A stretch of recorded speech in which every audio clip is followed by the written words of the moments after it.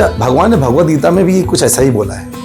भगवान कहते हैं भगवद गीता में, अहम सर्वस्य प्रभो मत्तः सर्वम प्रवर्तते, मैं सबका कारण हूँ। तो गोलोक है, उसके बाद बैकुंठ लोक आता है, बैकुंठ के बाद भौतिक जगत पर आता है, और भौतिक जगत के अंदर तो अब ये भौतिक जगत में सबसे पहला जो भगवान का अंश है वो है महाविष्णु, इसलिए उसको बोलते हैं कारण सागर। और भगवान को बोला जाता है कारणो दक्षाय विष्णु। नाल प्रकट हुआ, नाल, उसमें कमल खिला, उसमें ब्रह्मा जी, और कमल जो है वो एक्चुअली एक पूरा लोक है, सतलोक बोलते हैं उसको। और गर्भोदक्षाई विष्णु का ही एक एक्सटेंशन आगे क्षीरोदक्षाई विष्णु, जो क्षीर सागर में जो अलग अलग अवतार लेते हैं। न तद भासते सूर्यो न शशांको न पावका। तो ध्यान रखिएगा, कभी भी जब सफलता मिलती है ना तो ऐसी दिखाई देती है। अगर गलत काम में उसे सफलता दिखती है ना, ऐसे दिखता है कि जब बड़ा सुंदर सा चली आ रही वो, लेकिन जहर होता है उसके अंदर। लेकिन चूंकि भगवान का स्पर्श मिल गया था, और जब उसको अग्नि लगाई गई, अग्निदाह किया गया, दाह संस्कार किया गया, तो उस वक्त उससे अगरबत्ती की सुगंध निकल रही थी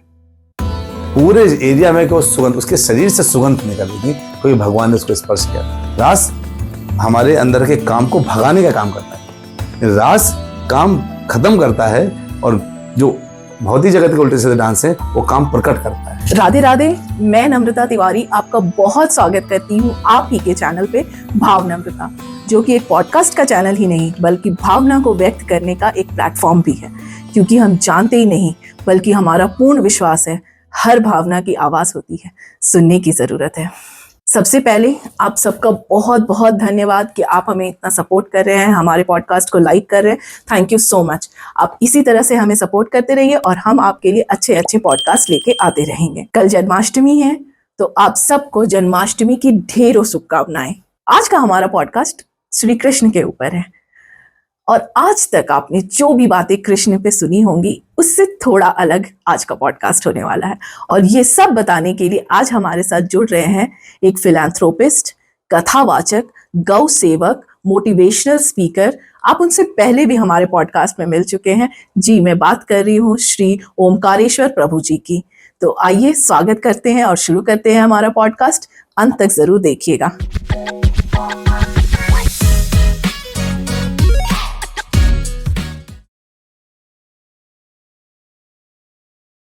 हरे कृष्णा प्रभु जी। हरे कृष्णा माता जी। बहुत खुश हूँ कि आप फिर से हमारे पॉडकास्ट पे आए और आपका बहुत स्वागत है। धन्यवाद। हरे कृष्णा। मुझे नहीं पता आज हम लोग क्या बात करने वाले हैं बस जन्माष्टमी आ रही है, तो आपने बोला कि आप हमें बहुत कुछ बताने वाले हैं कृष्ण के बारे में। तो बस मैं बहुत एक्साइटेड हूँ सुनने के लिए कि कृष्ण के बारे में क्या क्या आज हमें जानने मिलेगा। चलिए, तो बहुत कुछ जानने को मिलेगा आपको और आपके प्यारे प्यारे दर्शकों को। भगवान कृष्ण कौन है, हम यहाँ से शुरू करेंगे जी। और फिर उनको यहाँ पर क्यों आना हुआ जी। और उन्होंने यहाँ पर क्या किया जी। और फिर उनसे हम क्या शिक्षा प्राप्त कर सकते हैं, इत्यादि इत्यादि हम सब विषयों में चर्चा करेंगे। जी जी। तो सबसे पहले मैं आपको एक चीज बताता हूँ, भगवान कृष्ण कौन है। इसको ब्रह्मा जी ने स्पष्ट बताया है। ब्रह्मा जी ने कहा है, ब्रह्म संहिता के 5वें अध्याय के पहले श्लोक में बोला है, ईश्वरः परमः कृष्णः सच्चिदानंद विग्रह अनादिरादिर गोविंद सर्व कारण कारणम। ये बोला है ब्रह्मा जी ने। सर्व कारण कारणम है भगवान कृष्ण। अनादिर आदिर यानी प्रारंभ के प्रारंभ है भगवान कृष्ण, यानी उनका कोई प्रारंभ नहीं है। भगवान का कोई प्रारंभ नहीं, भगवान सबके प्रारंभ है। तो जब कहते हैं भगवान का कोई प्रारंभ नहीं, तो क्या उनके माता पिता नहीं है? अगर माता पिता है तो फिर यशोदा जी कौन है, और जो है देवकी जी कौन है, नंद महाराज कौन है, वसुदेव कौन है? ये सब प्रश्न उठ जाता है जी। इन प्रश्नों को उत्तर हम समझेंगे, लेकिन वो प्रारंभ के भी प्रारंभ है, ब्रह्मा जी ने घोषणा करी है। सोचिए, और कहते और परम ईश्वर, सभी ईश्वर हो सकते हैं। कहते हैं कि ईश्वर परमः कृष्ण, यानी परम ईश्वर कृष्ण ही है। साफ साफ नाम के साथ बोल दिया। अच्छा, भगवान ने भगवद गीता में भी कुछ ऐसा ही बोला है। भगवान कहते हैं भगवद गीता में, अहम सर्वस्य प्रभो मत्तः सर्वम प्रवर्तते, मैं सबका कारण हूं। जो भी आप इस दुनिया में जगत में देख रहे हैं, सबका कारण मैं हूं, और सब कुछ मुझसे ही उद्भूत हुआ है, मुझसे ही प्रकट हुआ है। भगवान अपने आप को इस ढंग से घोषणा करते हैं, और ब्रह्मा जी ऐसे घोषणा करते हैं। और ब्रह्मा जी भी कहते हैं गोविंदम आदि पुरुषम, सबसे प्रथम पुरुष कोई है वो गोविंद है। उनको ब्रह्मा जी कहते हैं तमहम भजामि, मैं आपको भजता हूं, प्रणाम करता हूं। यहां से तो कुछ मिल गया आइडिया कि भगवान कृष्ण सबसे प्रारंभ है। तो मैं और थोड़ा ऊपर लेके जाता हूं, ब्रह्म वैवर्त पुराण में लेके जाता हूं। ब्रह्म वैवर्त पुराण क्या कहता है? ये कहते हैं कि भगवान कृष्ण सबसे प्रथम है और भगवान कृष्ण के बाम अंग से राधा रानी बाहर आती है, और भगवान कृष्ण के बाम अंग से राधा रानी आती प्रकट होती है। और राधा रानी जब प्रकट होती हैं तो अपने भगवान को पहचान करके देख करके इतनी उत्साहित हो जाती है, इतनी उत्साहित हो जाती हैं को भागने लगती हैं और भगवान के लिए पुष्प इत्यादि ढूंढने लगती हैं, मैं भगवान के चरणों में क्या अर्पित कर दूं। लेकिन इतनी सुंदर हैं और इतनी हंस रही हैं, और चूंकि वो भाग रही हैं, धावती, धावती से धात अब शब्द मिला, और इस प्रकार जो संतों ने बोला वो राधा होना चाहिए, उनको राधा बोला गया। और वो राधा रानी को फिर भगवान ने एक सिंहासन प्रस्तुत किया, आप यहां बैठिए, और वहां बैठकर राधा रानी केवल भगवान कृष्ण को निहार रही है। उनके प्रेम का इतना उद्गार उत्पन्न हुआ कि उस प्रेम के उद्गार से न जाने कितनी गोपियां प्रकट होने लगी, और उनके रोम छिद्रों से गोपियां प्रकट हो रही हैं राधा रानी के। तो जो गोपियां भगवान द्वापर युग में आते हैं ना, वो सबसे पहले प्रकट गोलोक में हुआ, और ये हुआ कहां पर? गोलोक में। तो भगवान ने पहले अपने लोक का निर्माण किया, गोलोक, उसमें राधा रानी प्रकट हुई, और उनके प्रकट के बाद फिर आती हैं गोपियां, और उन गोपियों के लिए भगवान के दाहिने अंग से गोप प्रकट हो गए। सभी भगवान कृष्ण के समान ही सुंदर हैं, और सारी गोपियां राधा रानी के समान सुंदर हैं। तो इस प्रकार से ये यहां से प्रारंभ होता है, इस प्रकार इस तरह से प्रारंभ होता है। तब तो आगे चलते हैं कहानी के। मतलब गोपियां अलग है और गोप अलग है? हाँ, गोप अलग और गोपियां अलग। अच्छा। तो गोप जैसे मेल वर्जन और गोपियां फीमेल वर्जन। ओके। लेकिन मतलब हमने कभी गोप के बारे में सुना नहीं। मतलब गोपियां के हस्बैंड्स जो है वो है गोप क्या? गोपियां का हस्बैंड, या कह सकते हैं जो गौचारण करने जाते हैं, अच्छा, वो गोप हो गए, और जो दूध इत्यादि निकालती हैं, घर का ख्याल रखती है, वो गोपियां हो गई। जो कईयों का अंदर घर में ख्याल रखती है वो गोपियां हैं, जो बाहर चराने गए वो गोप हो गए। अच्छा, तो ऐसे गोप और गोपियां ये मेरे लिए सबसे एकदम न्यू टर्म था। तो वहां से गोप बहुत अच्छा है। आप ऐसे ही प्रश्न पूछते रहिए, आपको और अंदर से हम निकाल के खजाना निकाल के लाते रहेंगे। फिर लोग उत्पन्न होने लगे, और पूर्व भगवान ने अपने गोलों की पूरी सृष्टि बनाई, बहुत सृष्टि, बहुत उत्पन्न। फिर गोपों से प्रकट हुए, फिर ऐसे प्रकट होते गए, और वहां पे कोई भौतिक जगत में जैसे मैथुन क्रिया के द्वारा बच्चे उत्पन्न होते हैं, ऐसा वहां नहीं। वहां केवल सोच से ही, मतलब विचारों से ही प्रकट है। मैंने विचार करो बच्चे प्रकट हो रहे हैं। जैसे जब ये सृष्टि बनी थी तो ब्रह्मा जी जब आए थे, तो ब्रह्मा जी भी नाभि से प्रकट हुए थे भगवान के, और ब्रह्मा जी के विचारों से, उनके नासिका से, उनके कान से, उनके भवों के मध्य से, ऐसे ऐसे उनकी त्वचा से सारे नाना प्रकार के देवी देवता, राक्षस इत्यादि सब प्रकट हुए थे जब सृष्टि निर्माण हुआ था। वो सृष्टि निर्माण का केस अलग है, कभी उसके ऊपर पॉडकास्ट करेंगे कि सृष्टि निर्माण कैसे हुआ। जब बहुत प्रकट हुए लोग, तो उनमें से कुछ लोगों के मन में, यानी भाव प्रकट हुए, वैसे सब भगवान के ही अंश लोग हैं, लेकिन उनमें कुछ के हृदय में है कि भगवान की तरह मेरी क्यों ना सेवा हो। कोई कहा जाता है भगवान का जो गोलोक है ना, चिंतामणि प्रकर सत्म सुकल्प वृक्षा लक्षावृतेश सुरभीर अभिपालयंतम लक्ष्मी सहस्त्र शत संभ्रम सेवमान। लक्ष्मी सहस्त्र, इन लाखों, हजारों, लाखों लक्ष्मियां भगवान की सेवा में लगी हुई है। लाखों लाखों लक्ष्मियां, कोई भगवान के लिए प्रसाद बना रही, तो कोई भगवान के लिए वस्त्र इत्यादि तैयार कर रही, कोई भगवान को नहला रही, कोई अलग अलग प्रकार से सेवाएं भगवान की लोगों ने ले रखा है। हजारों लाखों लक्ष्मियां भगवान की सेवा में लगी हैं। और भगवान गोलोक में भगवान गौचारण भी करते हैं, भगवान वहां पर गोपियों के साथ रासलीला भी करते हैं। भगवान सब कुछ वहां जो भी यहाँ वृंदावन में हुआ ना, सब कुछ भगवान गोलोक पे करते हैं। और वहां पर जो है ये सूर्य चंद्रमा इत्यादि नहीं है।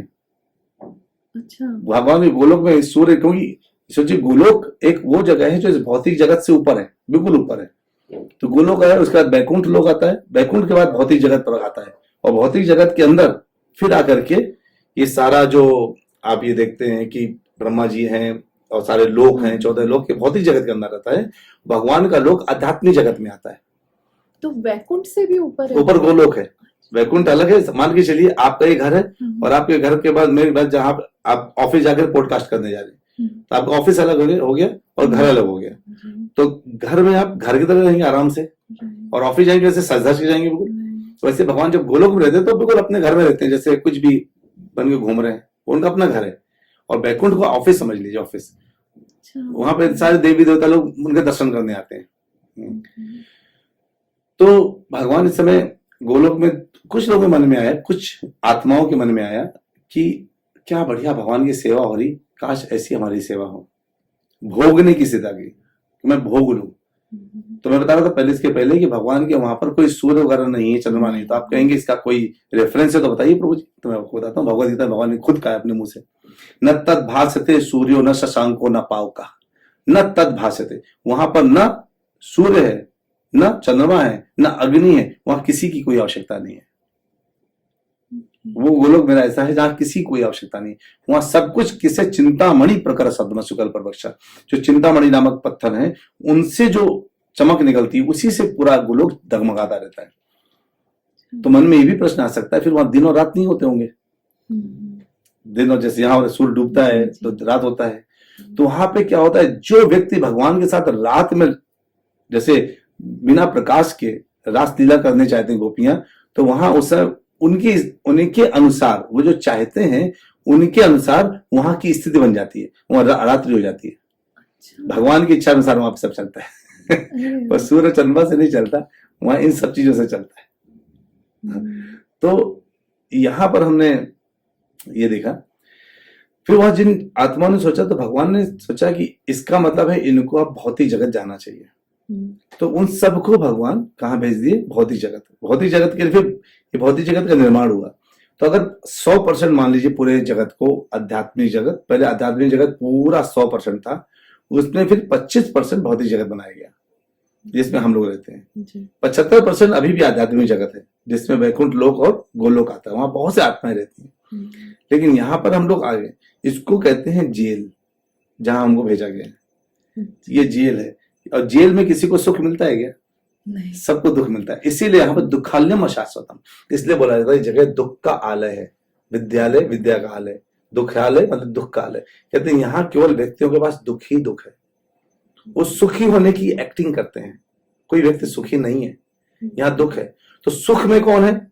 जिसने उस परम पिता परमात्मा, उस भगवान को, नील शिरोमणि भगवान श्री कृष्ण, भगवान श्री राम, उनको पहचान लिया, वो सबसे आनंद में है, क्योंकि उसको पता चल जाता है मेरा कनेक्शन उससे है। तो जब भौतिक जगत बनाई गया ना, तो भौतिक जगत में भगवान ने कहा इनको कैसे, अब इनका कौन, भाई भौतिक जगत कभी कोई ऐसा होना जो ब्रह्मांड बनाए। तो भगवान ने अपना एक एक्सटेंशन किया, उनको कहते हैं महाविष्णु। भगवान ने सोचा अब इस भौतिक जगत को बनाने के लिए, के निर्माण के लिए कोई ना कोई भगवान का ही अंश होना चाहिए। तो भगवान का एक एक्सटेंशन कौन प्रकट हुआ? महाविष्णु। महाविष्णु के रूप में भगवान का कह सकते हैं एक्सटेंडेड एनर्जी, जैसे हम अभी कह सकते हैं हमारा एक्सटेंडेड एनर्जी मेरा पुत्र है। तो वो तो प्रजनन के माध्यम से बाहर आया है। तो लेकिन जो भगवान का है उनके विचारों से ही प्रकट होता है। तो भगवान कृष्ण के विचारों से प्रकट हुए महाविष्णु का, और वो महाविष्णु का जब प्रकट हुआ, उनको बोला गया अब आप इधर जाइए, भौतिक जगत में जाइए। तो अभी भौतिक जगत में सबसे पहला जो भगवान का अंश है वो है महाविष्णु। वो जब आए तो भौतिक जगत में कुछ नहीं है, मतलब पूरा खाली वैक्यूम। तो उन्होंने अपने पसीने के माध्यम से, पसीने से पूरे भौतिक जगत को पूरा जो भर दिया और उसी में लेट गए। तो उन्होंने जब लेट गए तो उन्हीं के जो उनको जो लेटे, जिस जल में लेटे उसको कारण सागर बोलने लगे। वो कारण सागर है। कारण सागर मतलब पूरे भौतिक जगत के प्रकट का कारण, इसलिए उसको बोलते हैं कारण सागर। और भगवान को बोला जाता है कारणो दक्षाय विष्णु। अब उसके बाद भगवान जब वहां से, भगवान महाविष्णु के रोम छिद्रों से ये ब्रह्मांड प्रकट हुए जिसके अंदर हम लोग हैं। लाखों लाखों ब्रह्मांड आए। तो जब हम छोटे थे हमें याद है कहा जाता था केवल एक ब्रह्मांड है।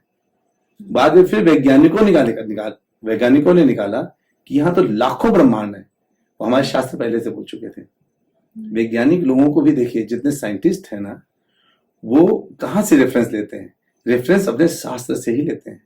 जीरो में आप कितना भी मल्टीप्लाई कर दें वो जीरो ही रहता है, लेकिन अगर आप एक नंबर में मल्टीप्लाई करें तो 100 हो सकता है, 1000 हो सकता है, कितना भी हो सकता है।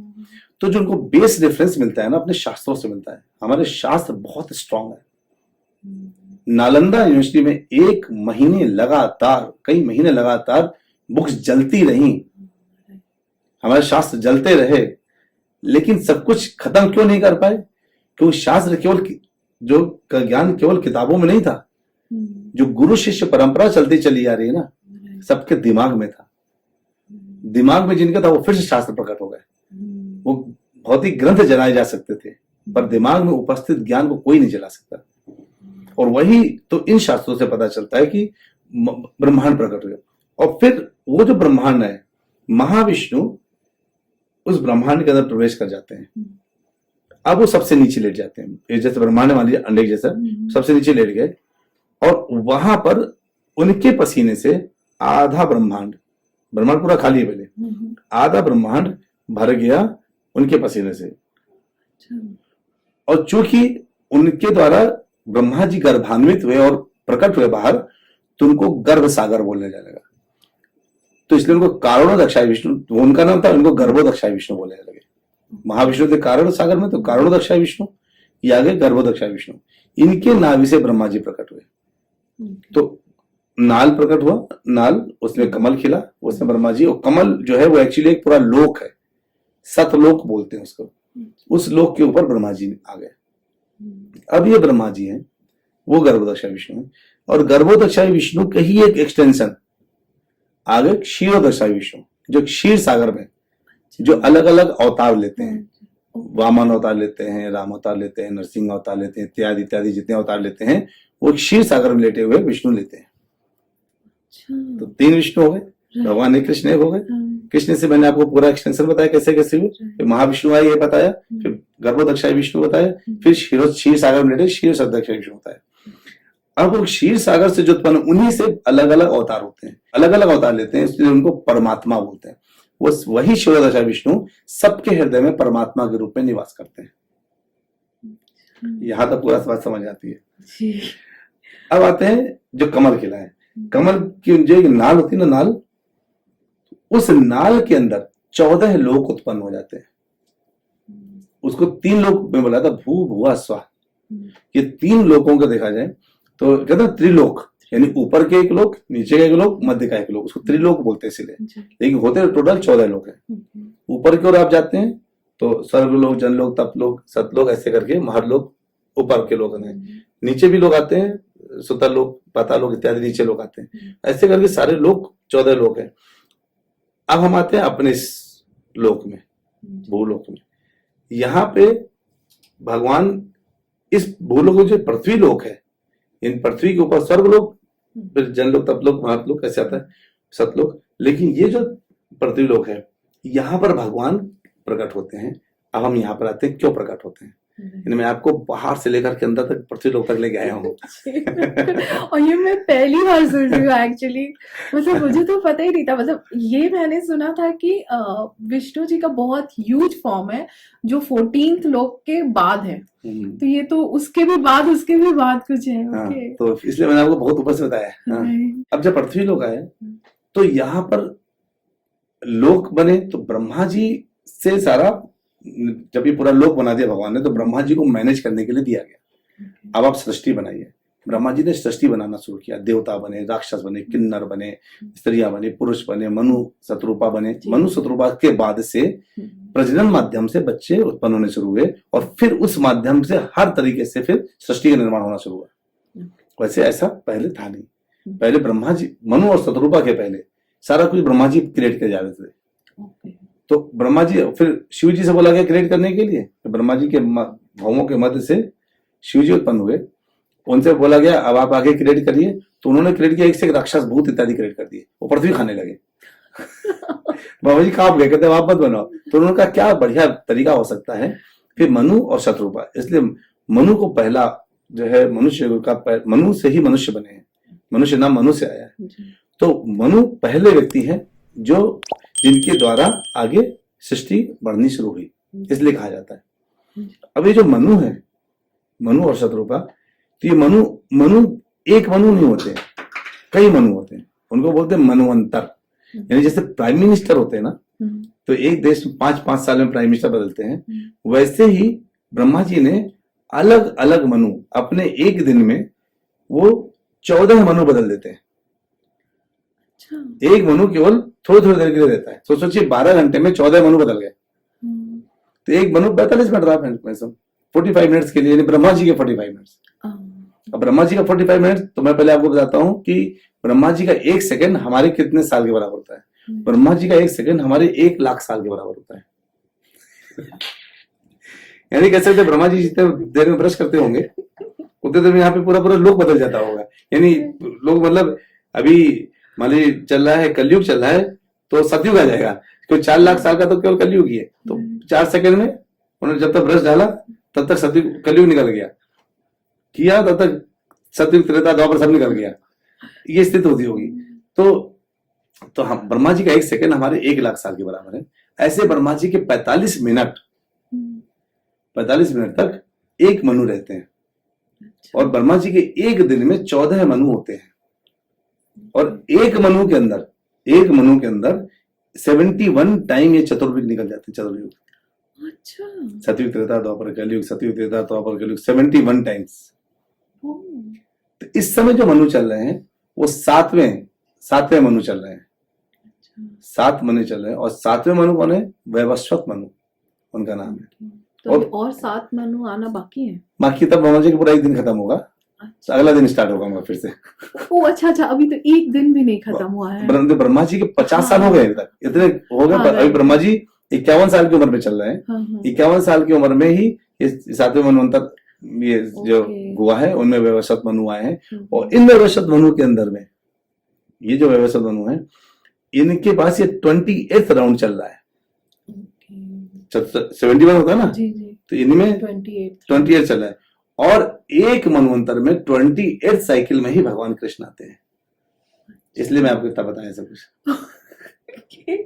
अरे कितना कैलकुलेशन है। इसको 2 बार सुनना पड़ेगा, तब जाकर समझ में आएगा कि हमने सुना क्या। मैं भी यही सोच रही हूँ कि ये पॉडकास्ट खत्म मेरे पास खुद से पहले समझने के लिए कि एक्चुअली हुआ क्या, लिख के याद करना पड़ेगा। तो ये जो 20th चतुर्युग बना, इस वाले में भगवान आते हैं। और हम कितने भाग्यशाली हैं, हम और आप, कि अभी भगवान अभी 5,000 साल पहले ही आए। ब्रह्मा जी के एक दिन में भगवान स्वयं केवल एक बार आते हैं। ब्रह्मा जी के एक दिन में 14 मनु, सोचिए, 7वां मनवंतर, और 28वें चतुर्युग में भगवान आते हैं। और इसी समय हम भी आए हैं 28वें चतुर्युग में। हम कितने भाग्यशाली हैं। जब हम अगला मनवंतर खत्म होगा, फिर से कभी जन्म लेंगे, तो हम ये बोलेंगे कि पिछले युग में भगवान आए थे। हम ये नहीं बोलेंगे कि अभी 5,000 साल पहले केवल भगवान आए थे। भगवान कृष्ण केवल 5,000 साल पहले आए थे। ये सोचिए कितना हम लोगों के लिए तो उत्साह होना चाहिए। इसी कारण से धर्म अभी भी जीवित है। इसी कारण से आप हमें बुला करके धार्मिक बातें कर रहे हैं। जैसे समय बढ़ेगा ना आगे, आप देखिएगा समय क्या होगा, लोग धर्म भूल जाएंगे, मैक्सिमम जनता अधर्मी हो जाएगी। आज इसी न जाने कितने लोग मांसाहारी, व्यभिचारी, इंटॉक्सिकेशन में लिप्त हैं, शराब नशा इत्यादि में लिप्त हो गए। उनको यही जीवन लगता है। एक व्यक्ति ने हमसे बोला, आप चाय पीते हैं? मैंने कहा नहीं। कोल्ड ड्रिंक पीते हैं? मैंने कहा नहीं। बाहर कुछ खाते? मैंने कहा बाहर का खाते नहीं, हमेशा घर से लेके जाते हैं। आप जीते कैसे हैं? पहला क्वेश्चन। मैंने कहा भी सब करते हैं? कहते हैं हाँ। मैंने कहा आपकी उम्र कितनी है? कहते 38 ईयर्स। हमने कौन सी बीमारी है? 38 ईयर्स में शुगर आ गई है, बीपी आ गया है, और थोड़ा थोड़ा हार्ट में कभी कभी प्रॉब्लम आ जाता है। मैंने कहा मैं 45 का हूं, आज तक मस्त घूमता हूं। ऐसे जीता है। अब आपको डिसाइड करना है कि आपको बीमारी के साथ जीना है कि स्वास्थ्य के साथ जीना है। कोई भी चीज जो शास्त्र में मेंशन नहीं है, शास्त्र कहता है कि आप क्या खिलाना चाहिए, क्या पिलाना चाहिए, कब सोना चाहिए, कब जागना चाहिए, कैसे बोलना चाहिए, कैसे हंसना चाहिए, कैसे रोना चाहिए, सब कुछ शास्त्रों में लिखा हुआ है। हम उसके हिसाब से अगर कार्य करें ना, तो हमारे जीवन में कभी बीमारी आएगी नहीं। तो इस 20 ईयर्स में भगवान कृष्ण स्वयं आते हैं। तो अब कृष्ण के जन्म की तरफ चलते हैं। जी। भगवान आते कब हैं? जब भक्त बुलाते हैं। कहते हैं ना, भगत के बस में है भगवान। भगवान बिना भक्त के बुलाए नहीं आते हैं, इसलिए हमें भगवान को बुलाते रहना चाहिए। भगवान कहते हैं आर्त, अर्थार्थी, जिज्ञासु, ज्ञानी, ये 4 लोग मेरे पास आते हैं। आर्त मतलब कोई बहुत दुखी है तो मेरे पास आ जाएगा। अर्थार्थी, किसी को पैसा चाहिए तो मेरे पास आ जाए। जिज्ञासु, कोई मेरे बारे में जानना चाहता है तो आ जाए। ज्ञानी, वो मेरे पास आ जाए। ये 4 लोग हैं जो मेरे पास आते हैं, और इन 4 को मैं धर्मात्मा बोलता हूं, यानी जो मेरे पास आया। क्यों? अब आप ये बताइए, आपका बेटा है, उसको कुछ चाहिए, वो अपने पिता से ना बोल करके अपने चाचा से बोले, पड़ोस के अंकल से बोले, अंकल मुझे चॉकलेट दे दो, पिता को अच्छा लगेगा क्या? नहीं। आप पिता तभी पुत्र मानेगा आप उसको, यानी कहेगा मेरा अच्छा पुत्र, जब हर डिमांड अपने पापा मुझे चॉकलेट चाहिए, पापा मुझे कपड़े चाहिए, पापा मुझे साइकिल चाहिए, पापा मुझे स्कूल की फीस चाहिए, पापा मुझे घूमना है, अपने पापा से बोले। पापा से मांगने के बाद अंकलों से मांगे तो पापा कहे क्या हो गया है, कोई गड़बड़? तो पापा कहे अरे बेटा बिल्कुल दिलाएंगे, बोलते ना पापा। ऐसे भगवान कहते अहम बीज प्रदा पिता, मैं तुम्हारा बाप हूं। You come to me and ask to me. तुम्हारी जो नीड है, जो जरूरत है, मैं पूरी करूंगा ना। तुम आर्त हो, तुम्हें पैसा चाहिए तो मैं दूंगा ना। तुम्हें दुखी हो तो मैं तो दुख दूर करूंगा ना। अर्थ, पैसा चाहिए तो मैं तुम्हें दूंगा ना। तुम्हें ज्ञान चाहिए मैं दूंगा, मैं सब चीज तुम्हें दूंगा। तुम मेरे पास आओ, और तुम मेरे पास आते हो तो मैं तुमको धर्मात्मा बोलता हूं। भगवान कहते सुहृदम सर्वभूतानां, मैं सारे जीवों के लिए सुहृद करता हूं। मुझे सारे जीव पसंद है, मुझे कोई ऐसा व्यक्ति नहीं जो पसंद नहीं है। तो सारे जीवों के पिता भगवान स्वयं अपने आप को बताते हैं। लेकिन क्या हम पुत्र मानते हैं? चूंकि हम पुत्र नहीं मानते अपने आप को, इसलिए हम उनके पास जाते नहीं है। हम नाना प्रकार से देवी देवताओं से मांगे, हम ये दे दो, हमें वो दे दो। भगवान कहते हैं उनके पास अब जाओ, कोई बात नहीं, आप उनके पास जाओगे। अब मान लीजिए अंकल से किसी बच्चे ने बोला मुझे अंकल घुमा दीजिए, अंकल क्या बोलेंगे? पापा के पास आएंगे, आपका बेटा घूमने के लिए बोल रहा है, मैं ले जा सकता हूँ क्या? परमिशन मांगे। ऐसे आप किसी भी देवी देवता के पास जाइए, भगवान कहते हैं भगवद गीता में, किसी के पास जाइए, वो मेरे पास आता है, वो मेरे पास आया दे दूं क्या? अब मेरा मूड होता है तो मैं कहता हूं दे दूं, तो वो जो है देवी देवता दे देते हैं। ऐसे अंकल बोलेंगे पिता के लिए, अंकल पिता बोले हाँ दे घुमा लाइए, बैठा ले जाइए, तो अंकल ले जाएंगे, घुमाएंगे, फिर चले जाएंगे। तो उस समय लगता क्या है अंकल कितने अच्छे हैं। पूछने के बाद आपको बताया नहीं कि उन्होंने उनसे पूछा है, पता नहीं ना। वो तो आपसे बस फोन, अरे आपका बेटा आया था मेरे पास, वो बोला था घुमाने के लिए, मैं ले जाऊं, हाँ ले जाइए। उसको बच्चे को पता भी नहीं चला कि परमिशन किससे लिया गया। लेकिन पिता घुमाते नहीं है, इसलिए मुझे अंकल लेके अंकल घुमाए, अंकल बड़े अच्छे हैं। ऐसे हमको लगता है अरे हमने किसी देवी देवता से कुछ मांगा, हमको मिल गया, देखो ये देवी देवता अच्छे हैं। ये हमेशा ये फ्लो होता है। तो भगवान कहते हैं जो भी मांगना है मुझसे मांगो। तो यहां पर जो कालनेमी है, कालनेमी आपको पता है जय विजय पहले 2, चलिए मैं आपको थोड़ा पीछे लेके जाता हूं, थोड़ा समझ में आएगा वहां से। जय विजय वैकुंठ लोक में भगवान के द्वारपाल है। बिल्कुल बढ़िया बात है, कुछ पता है। हाँ बहुत अच्छी बात है, वो द्वारपाल है, बिल्कुल बढ़िया। जहां से पता है वहीं से तो लेके आऊंगा, तब आपको अच्छा लगेगा। जय विजय को श्राप मिला कि आप जाओ नीचे और 3 बार आप जो है जन्म लो, और 3 बार आप बार बार आपको भगवान मांगने आएंगे। तो जय विजय पहले हिरण्यकश्यप और हिरण्याक्ष रूप में आए। हिरण्याक्ष भगवान ने मारा, और शुक्र अवतार में, उसको वराह अवतार भी बोलते हैं, भगवान ने हिरण्याक्ष मारा। हिरण्यकश्यप के लिए भगवान ने नरसिंह अवतार लिया। हिरण्यकश्यप का एक पुत्र हुआ, उसका नाम है कालनेमी। कालनेमी के जो पुत्र हैं वो 6 पुत्र हैं। वो 6 पुत्र जो है क्या किए, ब्रह्मा जी की पूजा किए, तो सत्वगुण में जाने लगे। राक्षस काम है, असुर काम है तमोगुण में रहना। जब वो सत्वगुण में जा रहे थे तो इधर हिरण्यकश्यप ने बोला, हिरण्यकश्यप एक पुत्र है प्रहलाद महाराज भी, जो प्रहलाद भगवान के भक्त बन गए। लेकिन इन 6 पुत्रों को से बोला तुम सत्वगुण जा रहे हो, तुम्हें मैं श्राप देता हूं कि जाओ तुम जा करके सीधे, जब भी तुम जन्म लोगे अपने मां के गर्भ से तो तुम मारे जाओगे। अब इन 6 लोगों का सोचिए, ये 6 लोगों का नाम आ गया। हम्म, इधर जो कालनेमी है, कालनेमी को विष्णु भगवान ने मार दिया, तो वो कालनेमी कंस बन करके आ गया। अच्छा। उसके जो पुत्र हैं वो कौन बन के आ गए? देवकी के जो पहले 6 पुत्र हैं ओके। वो बन के आए, जिनको उसी कंस ने मारा। मारा। हाँ, यानी उन्हीं के पिता ने पिता। कह सकते हैं काइंड ऑफ यहाँ पे मारा करके। जी। तो ये बने कंस, ये बने। और कंस को मारने के लिए, अब ये कंस अकेला नहीं था जो भयंकर दुष्ट टाइप प्रकृति का था। क्या हुआ कि द्वापर युग आते आते तक ना पूरी पृथ्वी में नाना प्रकार के जो राजा लोग थे वो बहुत भयंकर हो चुके थे, जो तमोगुण में लिप्त हो गए थे, और अपने अय्याशियों के लिए, इंद्रिय तृप्ति के लिए ब्राह्मणों को परेशान करना, गौ को परेशान करना, इनको परेशान करना शुरू कर दिया। और भगवान कहते हैं नमो ब्राह्मण हिताचा, यानी गो ब्राह्मण हिताचा, नमो ब्रह्मण देवाय गो ब्राह्मण हिताचा। तो भगवान कहते हैं गाय को और ब्राह्मण को जब जब कोई परेशान करेगा मैं प्रकट हो जाऊंगा। तो अब देखिए आजकल कितनी गाय कट रही हैं, कितने ब्राह्मण, तो ब्राह्मण बचे ही नहीं। लेकिन जो रियल में ब्राह्मण संत हैं, जब उनको परेशानी होने लगी ना, तो फिर भगवान को किसी ना किसी रूप में अवतार लेना पड़ता है।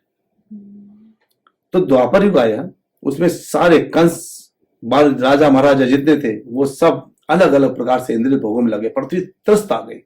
पृथ्वी ने कहा मैं अन्न कैसे दूं, ये खाद उगता है, और पृथ्वी मैया किसके लिए काम करती है? भगवान के लिए। उनका क्या मानना है कि अनाज उगे पहले वो अनाज भगवान की प्लेट में जाए, भगवान को भोग लगे, और भगवान को भोग लगे कोई खाए नहीं, लेकिन मेरा अनाज भगवान को जाना चाहिए। हमने क्या किया, पृथ्वी से उगता है, हमारे कुकर में आता है, थाली में आता है, खा जाते हैं।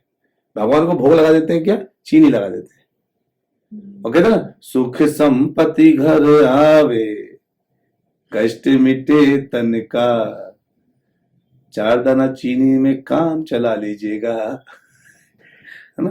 भगवान को बिल्कुल छोटा सा चीनी वगैरह करके वो भी चीटियां खा जाती है। तो यहाँ पर तो हमको भगवान कैसे नहीं, भगवान ने पृथ्वी को शक्ति दी है, पृथ्वी अनाज देती है, और उससे चाहती है कि भोग भगवान को जाए, लेकिन नहीं कोई लगाता भोग। तो ये चीज होने लगा। जब ये होने लगा ना, तो पृथ्वी मैया तंग आ गई, और उन्होंने क्या किया कि वो सीधे ब्रह्मा जी के पास चले गई, गाय का रूप रखे, उनसे रोने लगी, बिलखने लगी कि मेरी पृथ्वी में बोझ बढ़ता जा रहा है, भगवान की सेवा मैं नहीं कर पा रही हूँ, मुझे कुछ ऐसा करना है, कुछ ऐसा बताइए जिससे मैं भगवान की सेवा में फिर लग सकूं। ये जो जितने आतंकी राक्षस जितने लोग हैं उन सबका विध्वंस हो, कुछ करिए। पृथ्वी, मैं अतीव दुखी हूं। सीधे पृथ्वी मैया चलेगी। तो भगवान ने क्या, ब्रह्मा जी ने क्या किया, कहते हैं हाँ मैं तो नहीं कर सकता, लेकिन भगवान कर सकते हैं। ब्रह्मा जी ने सारे देवी देवताओं को लिया और भगवान के क्षीर सागर के किनारे प्रार्थना करने लगे। आकाशवाणी हुई कि चिंता मत करो, मैं आऊंगा, और कैसे आऊंगा, मैं एज इट इज, यानी अब ये जो भगवान कृष्ण है ये विष्णु का अवतार नहीं है। कई बार हम लोग पता होता है जैसे विष्णु जी से कृष्ण है, कृष्ण कौन है? गोलोक वाले कृष्ण। तो भगवान ने कहा मैं स्वयं अपने ओरिजिनल फॉर्म में आऊंगा, जो मैं हूं मैं एज इट इज आऊंगा। तो वहां गोलोक में भगवान कृष्ण है, अब उनको यहाँ पे आना था। तो पृथ्वी जो है सेट हुई, उसने कहाँ पे जाए भाई, जहाँ पे परेशानी है, पृथ्वी में परेशानी है। भगवान ने कहा मैं चलता हूँ, जाएंगे। कहते मैं जाऊं तो अकेले कैसे जाऊं? राधा रानी से कहते हैं कि चलो चलते हैं, पृथ्वी घूम के आते हैं, मार मुड़ के आते हैं थोड़ा बहुत। तो राधा ने कहा हम दोनों अकेले जाएंगे, और फिर हमारे जो गोलोक है इसमें जो जिस वृंदावन में हम निवास करते हैं, जैसे पूरा शहर में वाली वृंदावन, वहां भी एक वृंदावन है जहां भगवान लीला करते हैं। तो भगवान का ठीक है काम करते हैं, इस वृंदावन वन को भी नीचे ले चलते हैं। वहां से गोकुल वृंदावन भगवान वहां से उठा के यहाँ रखे। फिर क्या बिना गोवर्धन के मैं रहूंगी नहीं, कि चलो गोवर्धन भी लेके चलते हैं, गोवर्धन को भी लेके आए। तो ये जो गोवर्धन गोकुल वृंदावन ये साक्षात वहां का स्थान है, यहाँ पृथ्वी में था ही नहीं पहले। वो भगवान लेकर के यहाँ पर आए। तो इसीलिए द्वापर युग के पहले गोवर्धन इनका कोई नाम नहीं आता है। द्वापर युग में भगवान के प्राकट्य के बाद इनका नाम आता है। मथुरा का नाम आता है, त्रेता युग में मथुरा का नाम है, पर गोवर्धन का नाम नहीं है। वृंदावन का ऐसे नाम नहीं है, मथुरा का नाम है। तो मथुरा के ही जिले में इसको उनको उठा के रखा भगवान ने, और यहीं पे फिर राधा रानी आई भगवान के साथ। तो हम लोग ब्रह्मा जी के स्तुति में थे, उन्होंने स्तुति की, भगवान ने वचन दिया, और फिर जाकर के जो वसुदेव और देवकी, इनके यहां भगवान ने जन्म लिया। अब इनके थोड़ा पीछे चलते हैं। एक है कश्यप मुनि और अदिति, इन्होंने खूब तपस्या करी भगवान की। भगवान ने दर्शन दिए, इन्होंने बोला, हाँ, अदिति वो जो देवताओं की हाँ, माता है। देवता माता। तो जो अदिति है वो देवताओं की माता है, अदिति दैत्यों की माता है। दोनों ही कश्यप ऋषि की पत्नी है। तो दोनों ने बड़ी तपस्या करी, तो भगवान ने यहाँ पर आकर के दर्शन दिए। तो उन्होंने बोला मुझे आप जैसा पुत्र चाहिए। तो भगवान ने कहा कि मेरे जैसा पुत्र कहाँ से पाऊंगा, मैं ही आ जाता। तो वही जो कश्यप और अदिति हैं, वो देवकी और वसुदेव ग्रुप में यहाँ पर आए। और भगवान जो है प्रकट होते हैं। लेकिन इसके पहले चल रहा था अब कंस की स्टोरी में। जो कालनेमी था ना, वही कालनेमी कंस रूप में आया। अब कंस है यहाँ पर अत्याचार पे अत्याचार कर रहे हैं खूब, लेकिन वो अपनी बहन को बहुत ज्यादा प्यार करता है, देवकी को। और बहुत प्यार करने की वजह से वो जब विवाह होता है, तो उस विवाह के टाइम पर वो स्वयं सोचता है कि मैं ही इनका रथ चलाऊंगा, मैं सारथी बनूंगा, और देवकी और वसुदेव ये लोग जो है बैठेंगे और इनको मैं लेकर के विदा करूंगा जाकर के। तो ढेरों हाथी घोड़े दहेज में, हीरे मोती भर भर के दिए, और बड़ा प्रसन्न होके जा रहा है, बहुत प्रसन्न होके जा रहा है। अच्छा, वसुदेव तो भगवान के भक्त हैं, देवकी भी भगवान के भक्त हैं। तो देवताओं को क्या लगा कि कहीं ऐसा ना हो, ये कंस ने तो पूरे जीवन केवल के एक ही काम किया है, अत्याचार पे अत्याचार। लेकिन कहीं ऐसा ना हो कि ये जो कंस है, इनकी सेवा करने, वैष्णव सेवा कर दिया तो भगवान की कंस से ही खुश ना हो जाए। अच्छा, ओके। और कंस को मारने आने वाले हैं, और कहीं अपना प्लान चेंज ना कर ले। अच्छा, इसीलिए आकाशवाणी हुई थी। तुरंत देवताओं में आकाशवाणी करी ऊपर से, रे मूर्ख कंस। अच्छा, मुझे आज तक यही लग रहा था कि क्या जरूरत थी आकाशवाणी की। अच्छा, इसलिए आकाशवाणी हुई। इसलिए आकाशवाणी, क्योंकि बहुतों को नहीं पता होता, इसलिए मैंने स्पेशली बताया। जी जी, मुझे भी नहीं पता था। हाँ, ये मुझे पता था कि वो अपनी बहन को बहुत प्यार करता था, और तो मुझे लगा कि लेकिन आकाशवाणी की क्या। अच्छा, इस कारण से कि कहीं भगवान उन पे खुश ना हो जाए। तो भगवान कहीं प्रसन्न होगा, पता नहीं मारने का प्लान चेंज कर लिया तो हमारा क्या हुआ जिसके लिए बुलाया। देवताओं ने तुरंत आकाशवाणी, रे मूर्ख कंस, इतना मूर्ख हो तुम, जिस देवकी को तुम बड़े आराम से हंसते खेलते लेके जा रहे हो ना, इसी का 8वां पुत्र तुम्हें तुम्हारा वध करेगा। ये सुना उसके तो हाथ पैर से कांपने लगे, देवकी का पुत्र मेरा वध करेगा, 8वां पुत्र मेरा वध करेगा। और उसने जो है तलवार से बिल्कुल बाल पकड़े, और कहा जाता है कोई व्यक्ति अगर क्रोध में किसी स्त्री के बाल पकड़ लेता है, उसकी आयु आधी हो जाती है। किसी भी स्त्री के बालों का स्पर्श क्रोध में नहीं करना है, मारने के लिए, खींचने के लिए, और पकड़ के से खींच लेना गुस्से में, ये सब करने से उसकी आयु घट जाती है। जैसे ही इसने बाल पकड़ा, देवताओं प्रसन्न हो गए, इसकी आयु तो कम हो गई भाई, अब इसकी आयु कम हो गई। इस सबको जानना भी चाहिए दर्शकों को कि स्त्रियों का कहते हैं यत्र नारीस्थ पूजनते रमनते तत् देवता, देवताओं का वहां निवास होता है जहां स्त्रियों की पूजा होती है। स्त्रियां देवियों के समान होती हैं। स्त्रियों में हर प्रकार की सात्विकता होती है, ऑलरेडी होती है, उनमें बाय डिफॉल्ट होती है। लेकिन इस समाज के अलग अलग जगह पर अलग अलग व्यवहारों के कारण उनका व्यवहार बदल जाता है। नहीं तो स्त्रियां यहाँ पर देवियों के स्वरूप में भेजी गई हैं, जिनका कार्य है विस्तार, यानी कहते कहा जाता है स्त्रियों का कार्य विस्तार करना है। तो सृष्टि स्त्रियों के द्वारा ही संभव है। तो इस तरह से जैसे पृथ्वी है, पृथ्वी एक स्त्री है, पृथ्वी में केवल किसान एक बीज डालता है और पृथ्वी जन्म देती है अनाज को। तो इस सृष्टि को बचाने वाली भी स्त्री है, चलाने वाली भी स्त्री है। तो अगर ये स्त्री का सम्मान नहीं हुआ तो वहां पर विध्वंस का कारण होता है और आयु घट करके बहुत कम रह जाती है। तो जहां जहां स्त्रियों का सम्मान नहीं होता वहां पर आयु रह नहीं जाती। इसलिए कंस का उम्र कम हो गई और ये जितने देवता करते पड़े, अरे हमारा काम हो गया, तलवार उठा लिया उतनी देर में मारने ही वाला था कि उसने सोचा नहीं, अभी मैंने शादी किया, मैं इतना प्रसन्न हो रहा था, उसने सीधा मारा, काटने के लिए तलवार उठाई। वसुदेव ने तुरंत बोला, हे कंस, ये तुम्हारी बहन है। कहता मार दूंगा। कहता अरे अबला है, क्यों मार रहे हो? मार दूंगा, तुम्हारा नाम बदनाम हो जाएगा, कौन सा नाम से अच्छा है, मार दूंगा। कहते मैं तुम्हें वचन देता हूं कि अपने सारे पुत्र तुम्हारे हवाले कर दूंगा। तब उसने बोला, ये तो भक्त आदमी झूठ नहीं बोलेगा, इसलिए भक्तों को झूठ नहीं बोलना चाहिए, भक्तों को बिल्कुल सही रहना चाहिए। जब भक्त सही बोलते हैं ना, उससे एक फायदा होता है। अगर भक्त लोग सही बोलते हैं तो कभी उन्होंने अगर बोला देखो मैंने ये करूंगा, तो लोग विश्वास मानते हैं। कंस जैसा व्यक्ति भक्त का विश्वास मान गया।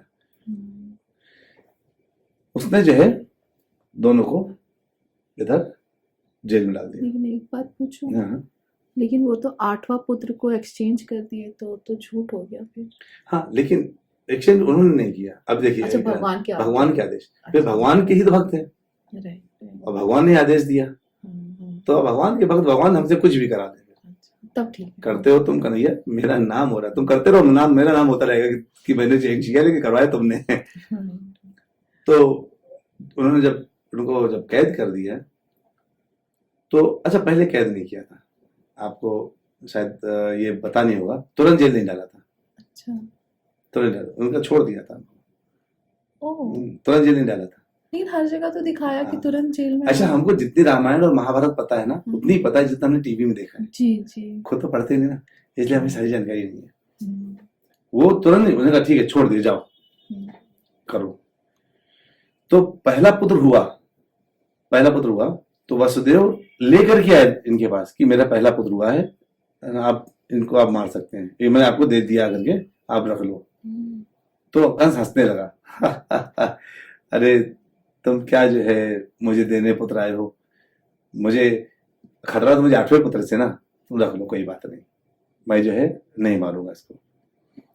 तो ये अंदर से थोड़े से खुश भी हुए, लेकिन ये भी हो गए, यार ये राक्षस आदमी है, भरोसा तो नहीं कर सकते इसका, लेकिन चलो छोड़ दिया तो लेके जाते हैं घर। वापस चले गए, अभी तो जेल में नहीं है, ध्यान रखिए। नारद जी ने कहा बड़ा सीधा बन रहा है ये, अगर ये सीधा बना तो कहीं भगवान खुश ना हो जाए इससे। अच्छा, ये सारा कॉन्स्पिरेशन इन लोग का था कि भगवान ने मतलब इसको इतना पाप करवाना है कि हाँ, भगवान इसको छोड़े ना। कई बार हम लोग लगता है ना, राजी जो पाप कर रहा है, इतना चिकन खाता तभी जिंदा कैसे है, तभी उसको खुशी के मिले, भगवान उससे इसी जन्म इतना करवा देते हैं कि अगले जन्म में उसको चूहा बना के पैदा करेंगे। इतना उससे पाप कर, फिर चिकन भी खिला देंगे, दारू पिलवा देंगे, उल्टे सीधे काम भी करवा देंगे, लड़कियों को भी छुड़वा देंगे, सब करवा देंगे, और फिर उससे खुश भी करवा देंगे। तो लगेगा यार इतने बुरे कर्म कर रहा है तब भी इतना खुश कैसे है। इसका मतलब गलत करने वालों को भगवान जो है खूब खुशी देते हैं, लोग ऐसा देख लेते हैं। लेकिन उनको ये भूल जाता है, जो दीपक होता है ना, दीपक, वो दीपक जब धीमे धीमे जलता है तो बात दूसरी है, लेकिन अचानक तेज तेज चलने लगे, इसका मतलब उसका घी खत्म हो गया है। तो जब किसी को अचानक गलत काम करके भी सफलता ज्यादा मिलने लगे ना, समझ लीजिए उसका घी खत्म हो गया है, मतलब पुण्य खत्म हो रहे हैं, बस भगवान को जल्दी जला उसके पुण्य सारे, और फिर उसको 84 लाख योनियों में भटका दो, फिर कुत्ता, मुर्गा, सुअर और शेर, चीता, काकरोच कुछ तो बन के पैदा होता रहेगा 84 लाख योनियों में। इसलिए हमें ऐसे दिग्भ्रमित नहीं होना चाहिए। भगवान ने तो इनको बस एक ही बार में खत्म करो इसका सारा पुण्य, जितना एक बूंद भी से भला सोच ले, भला सोचने मत दो इसको। नारद जी आ गए इसके पास, और कंस नारद जी प्रणाम, अच्छा नारद जी को सारे लोग प्रणाम करते थे, इतना बढ़िया व्यवहार था उनका। नारद जी और कंस क्या चल रहा है भाई, सब बढ़िया है? हाँ, तो सुना है तुमने उनके पहले पुत्र को छोड़ दिया, कि अरे मुझे तो खतरा 8वें पुत्र से है ना। तो नारद जी ने कमल लिए थे, कमल दिखाया, उसमें 8 दल थे। कहते ये बताओ इसमें 8वां नंबर कौन सा है? 8वां नंबर क्या, अगर यहां से शुरू कर तो 8वां नंबर ये आएगा, यहां से 8वां नंबर ये आएगा, ये शुरू 8वां नंबर इधर आएगा। कहते हैं हाँ, ये देवता तो किसी को भी 8वां नंबर बना सकते हैं ना। उसने तुरंत आदेश पारित किया, उनको जेल डाल दो, ताकि अब एक भी कहीं ऐसा ना हो देवता के कुछ गड़बड़ करके चले जाए। इनको जेल डालो और यहीं पर हम जो है इनसे निपटते हैं, तब उनको जेल में जाओ। ये सारा कराया हुआ भगवान मतलब नारद जी ने और सीधे अंदर डाला, और अंदर डाल करके पहले बच्चे को मारा, दूसरे को मारा, 6 बच्चों को मारता गया। 7वें तो भगवान बलराम थे, प्रकट हुए लेकिन उस वक्त जब वो शिफ्ट हुए ना रोहिणी जी के घर में, जी। तो चूंकि यहां से शिफ्ट किसने किया, ये जो डेटा ट्रांसफर हुआ ये दुर्गा देवी ने किया, माया देवी ने, योग माया शक्ति ने, भगवान की योग माया शक्ति है, उन्होंने यहां से बच्चा लिया और सीधे रोहिणी जी घर में डाल दिया।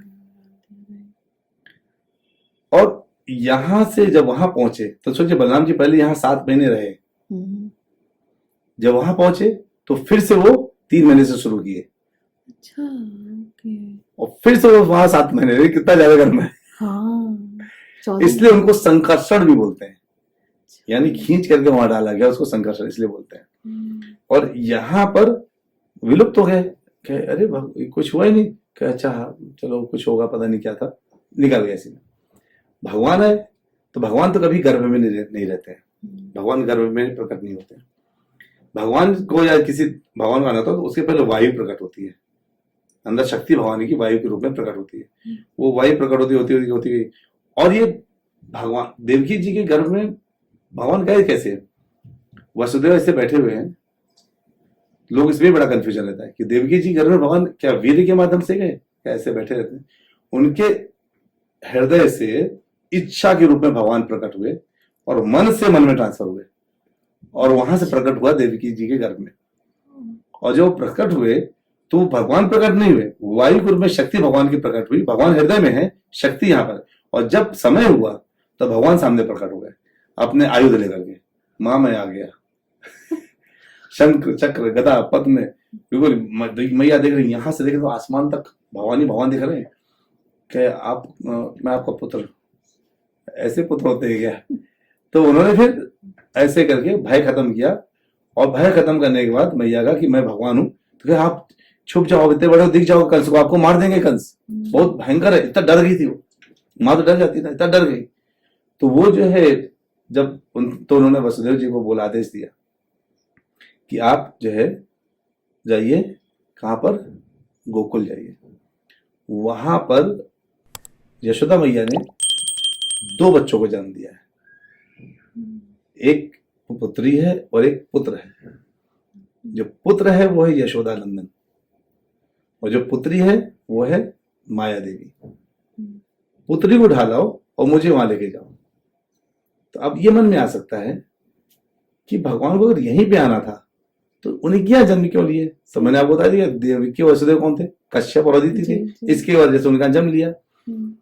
यशोदा मैया और नंद महाराज हैं, ये पिछले जन्म में इनकी इन्होंने बोला हम भगवान को अपने पुत्र के रूप में देखना चाहते हैं कि लेकिन आपसे भगवान प्रकट नहीं होंगे, जन्म नहीं लेंगे, लेकिन हाँ आपने इतनी सेवा करी है।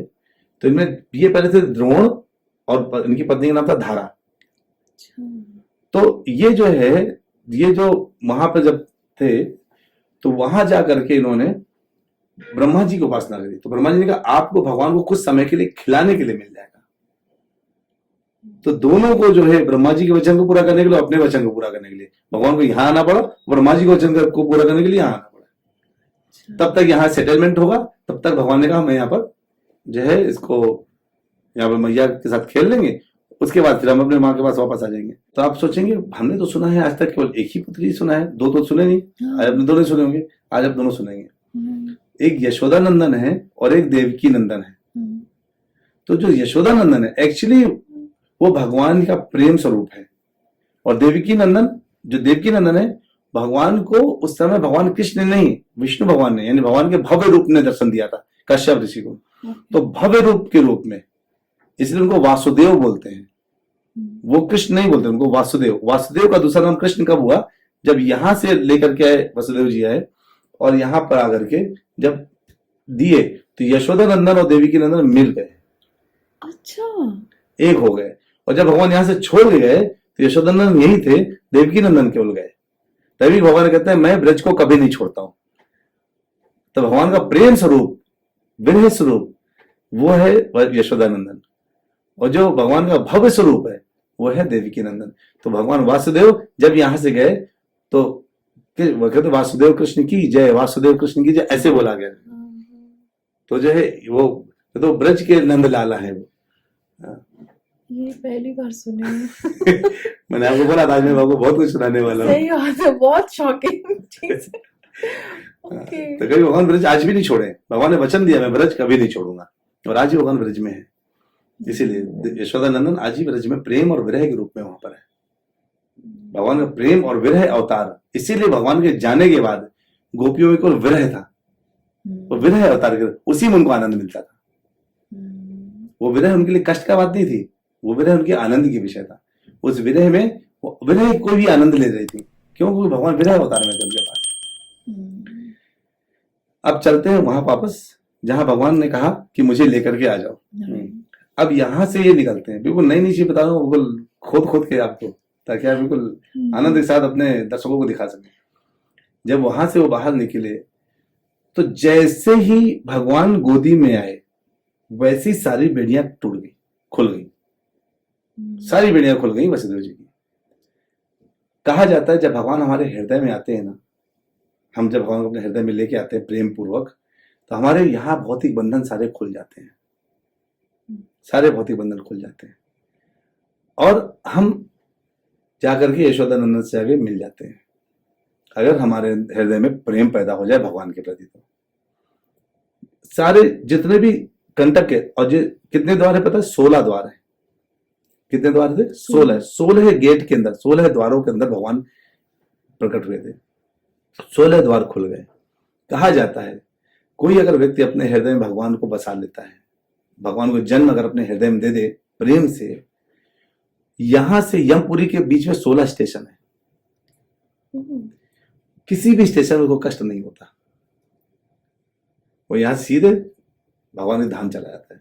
16 स्टेशनों से उसकी बचत हो जाती है, यानी कहते हैं फ्लाइट है ना, सीधे उसको धक्के खा के नहीं जाना पड़ता, ट्रेन में नहीं जाना। नहीं होता। ये 16 स्टेशन, वो 16 स्टेशन है, 16 द्वार हुए हैं। और जब भगवान बाहर आए तो लोग कहते हैं कि इतना, जब भगवान बाहर आए इतना घनघोर बारिश क्यों हुई? तो उसी समय सारे पता लगे क्या हुआ क्या? भगवान कृष्ण है, भगवान की पत्नी कौन है? लक्ष्मी जी है ना। लक्ष्मी किसकी पुत्री है?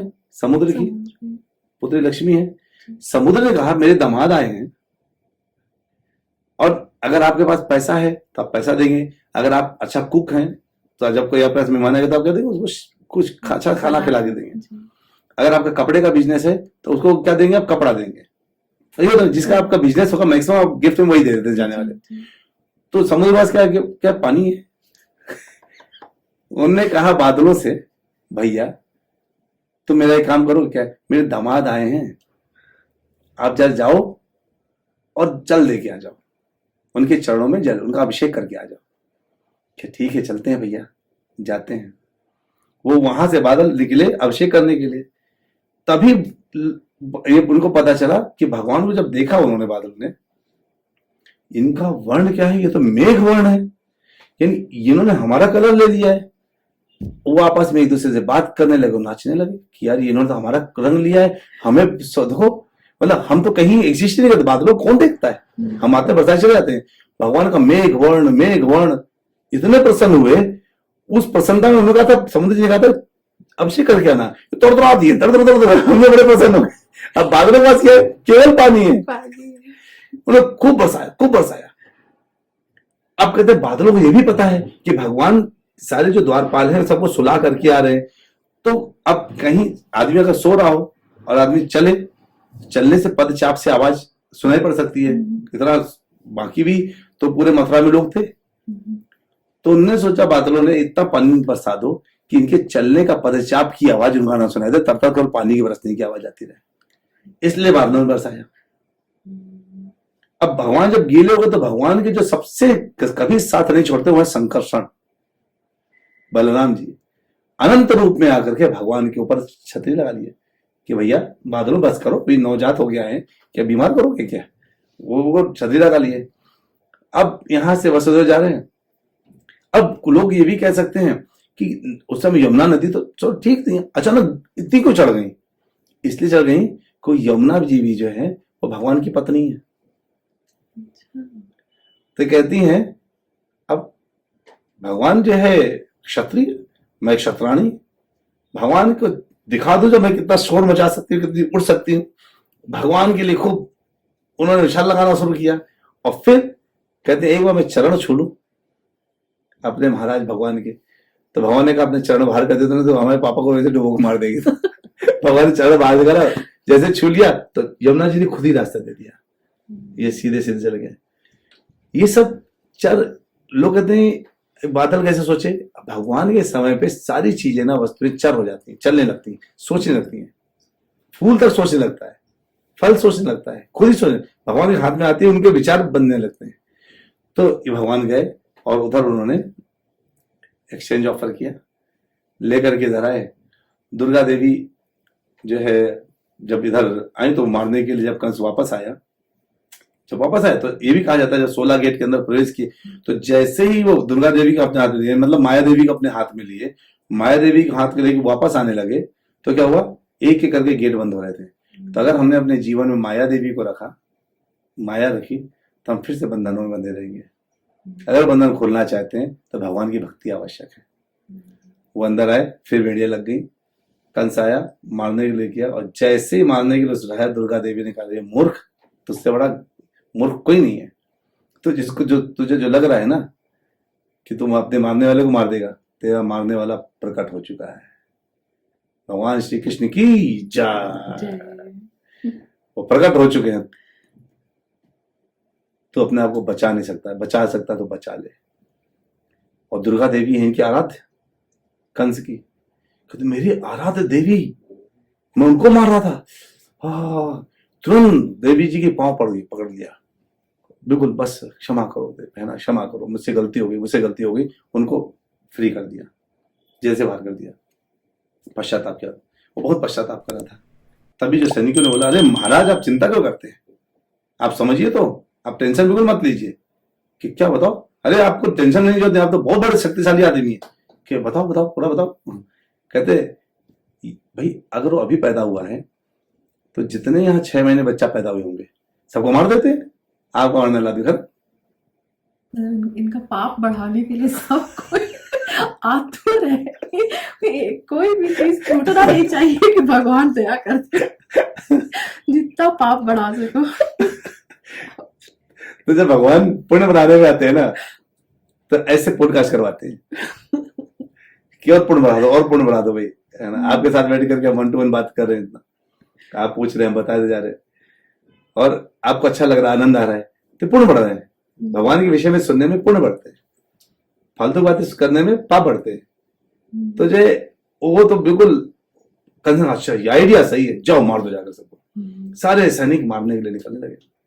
ये सूचना नंद महाराज को पता चल गई। उनने कहा यार अभी तो जो है बच्चा जन्म लिया, और ये निकल गया कि जितने बच्चे जिनके यहाँ 6 महीने के पहले बच्चे हैं, कृपया करके अपना यहाँ नामकरण करके जाएं, नाम लिखा करके जाएं। इनको लग गया कुछ ना कुछ गड़बड़ है। और टैक्स देना होता था पहले, कि टैक्स देने के लिए चले गए, मतलब दूध मक्खन घी का मथुरा में राजा को देना होता था। ये मथुरा गए और चारों तरफ लगा के चले गए अपने ग्वाल वालों को, इनका कृष्ण की रक्षा करना, देखते रहना, कुछ गड़बड़ हो सकती। सैनिक वगैरह आए तो कहते ना कोई बच्चा नहीं हुआ यहाँ पर। उधर वो वसुदेव जी से भी मिलकर वापस आए। लेकिन इसी बीच में पूतना कहती है कंस से, मैं जाकर के सारे बच्चों को, मेरा नाश्ता एक बच्चों का खून पीना है, वो बच्चों को खून पिया गया। उसका सुबह का जो, जैसे हम लोग चाय पीते ना, चाय पीते वो खून पीती थी सच में उसको बच्चों को खून पीना, ये सब उसका काम था। तो उसको नवजात शिशु को खून पीना बड़ा अच्छा लगता था। तो पूतना जो है आई, तो उसने कहा 6 दिन का भगवान हुए। पूतना आती है, देखती है कि अच्छा यहाँ मनाया जा रहा है, उतर के देखते हो, बाई चांस वो पहले इसी घर में आ गई। अभी तक किसी का पी नहीं पाई थी पीछे से, बाई चांस पहला घर उसका यही था कि देखिए पहला बच्चा पैदा हुआ, उसको नहीं पता कौन पैदा हुआ, पहला बच्चा पैदा हुआ, जाके मैं इसको मारती हूँ, आगे मारूंगी, ऐसे करके जितने भी सबको मार दूंगी। गई और जो है उसका उतना का एक सिंपल कॉन्सेप्ट था, बच्चे भूखे हो सकते हैं मैक्सिमम, कोई भी स्त्री अगर सभ्य है और अच्छी लग रही देखने में, लगता है कि कोई सभ्य परिवार से आई है, तो वो अगर स्तनों में लगाती है तो बच्चों को कोई माँ मना नहीं करती, ठीक है ममता जग गई है तो कर दो, ऐसे करके। इसलिए स्तनों में अपने कालकूट जहर, ऐसा जहर कि अगर कोई यहाँ टिप में रख रहे मर जाएगा, वो जहर जो शिव जी ने पिया था, हलाहल, वो हलाहल लगा कर गई थी। जब आई तो इतनी सुंदर बन करके आई कि ठुमक ठुमक के चली, सारे लोग उसी को देखने लगे। सब लोग लगे देव परी है कि कौन है ये, वहां से आई क्या, सिर्फ देवलोक से आ गई क्या ये, उसको देख, यहां तक यशोदा मैया भी कंफ्यूज हो गई। तो ध्यान रखिएगा, कभी भी जब सफलता मिलती है ना तो ऐसे दिखाई देती है। अगर गलत कामों से सफलता दिखती है ना, ऐसे दिखता है कि ये बड़ा सुंदर सा चली जा रही है वो, लेकिन जहर होता है उसके अंदर। कोई अगर आप बहुत ज्यादा मीठा बोलने लगे, बहुत ज्यादा मीठा अचानक, जो अभी तक दिखा भी नहीं, अचानक आया बहुत मीठा बोला है, इसका मतलब वो जहरीला हो सकता है। एक सतर्क रहना चाहिए। लेकिन यशोदा मैया सतर्क नहीं थी।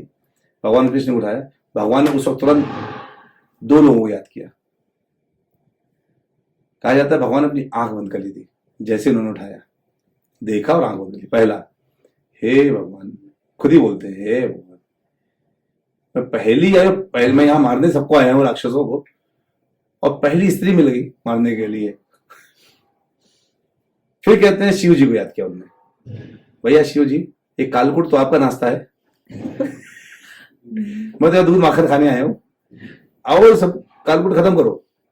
शिव जी ने कालकूट खत्म किया, और इन्होंने जो है भोलेनाथ कालकूट लेके चले गए। और ये भोलेनाथ भी सोचते हैं मुझे जब भी इनवाइट किया था कल जहर पिलाने के लिए इनवाइट किया था। आप सोचो भगवान शिव जी को आप बेलपत्री साथ क्या चढ़ाते हैं, कौन सा फल चढ़ाते हैं, धतूरा। धतूरा, हाँ कौन आदमी धतूरा खाता है? सही बात है।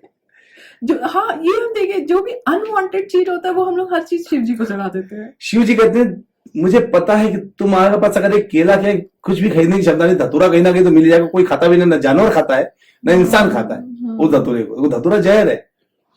तो आप सोचिए हम पूजा करके भगवान को धतूरा चढ़ा रहे हैं। सही बात।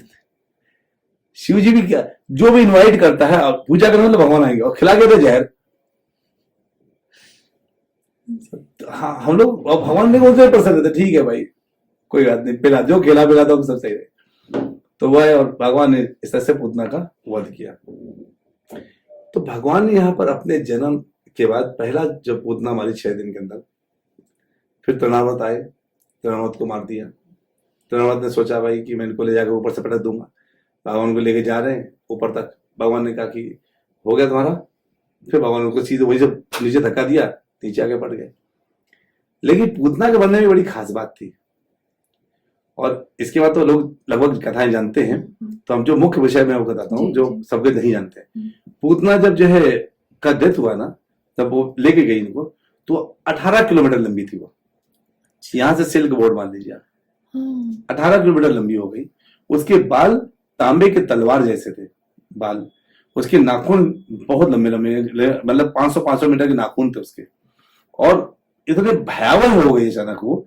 लेकिन भगवान उसके ऊपर आनंद ले रहे हैं।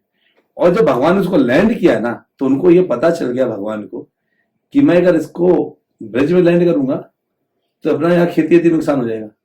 सीधे मथुरा के कंस के गार्डन में लैंड कराया उसको। अच्छा 18 किलोमीटर पूतना मरी। और उस समय ये वहां से चल दिए थे नंद महाराज, और ये यहाँ गांव से इतना मर गई, इतनी भयंकर। अब इसको क्या करें, तो उसको पीसेस में काट काट करके चिताएं लगाई गई थी उसकी। लेकिन चूंकि भगवान का स्पर्श मिल गया था, और जब उसको अग्नि लगाई गई, अग्निदाह किया गया, दाह संस्कार किया गया, तो उस वक्त उससे अगरबत्ती की सुगंध निकल रही थी पूरे एरिया में। को सुगंध, उसके शरीर से सुगंध निकल रही थी, क्योंकि भगवान ने उसको स्पर्श किया था। ये था पूतना जी की कहानी। ऐसे ही अलग अलग असुरों की कहानी आती है।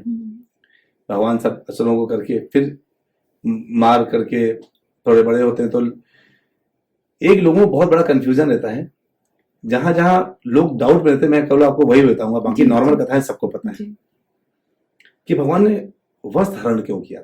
भगवान क्या करते हैं, भगवान की जो बहुत भक्ति है ना करते हैं, भगवान उनके लिए वही व्यवहार करते हैं जो भगवान से चाहते हैं।